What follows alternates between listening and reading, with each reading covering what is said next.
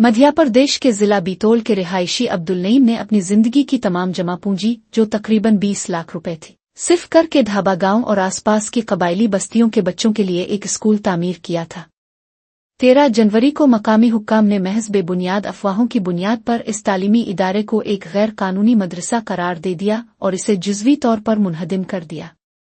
अब्दुल नईम का दावा है कि उनके पास स्कूल की तामीर के लिए तमाम ज़रूरी कानूनी दस्तावेज़ात और इजाज़तनामे मौजूद थे, लेकिन इंतज़ामिया ने उनकी एक न सुनी।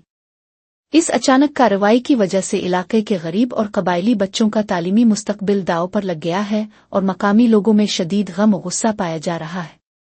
इंसानी हुकूक के कारकुनों ने इसे एक नेक मकसद के खिलाफ नाइंसाफ़ी करार देते हुए मामले की आला सतही तहकीकात का मुतालबा किया है। अब्दुल नईम अब इंसाफ के लिए कानूनी चारा जोई की तैयारी कर रहे हैं ताकि अपने ख्वाब और बच्चों के मुस्तकबिल को बचा सके। इस वाक़ये ने एक बार फिर इंतज़ामिया के बगैर तहकीक के किए जाने वाले फैसलों पर सवालिया निशान खड़े कर दिए हैं। क्या नाम है आपका? मेरा नाम रमेश उर्फ सोनू पानसे है।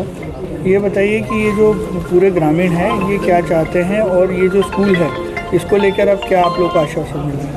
देखिए, ग्राम पंचायत धाबा में ऐसी कोई गतिविधियां नहीं चल रही है। जो आरोप लगाया जा रहा है कि मदरसा चल रहा है, ऐसा कुछ नहीं चल रहा।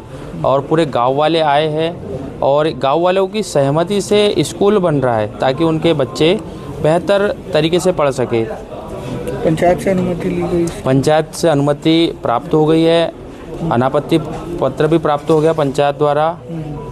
कुछ लोग हैं जो जबरन का ही मुस्लिम होने पे मदरसा चला रहे, ऐसे आरोप लगा रहे, पर जो ग्रामवासी धाबा वाले ऐसा मतलब कुछ नहीं है, सब आरोप लगाए जा रहे हैं। और मैं चाहता हूं कि भवन को ना तोड़ा जाए।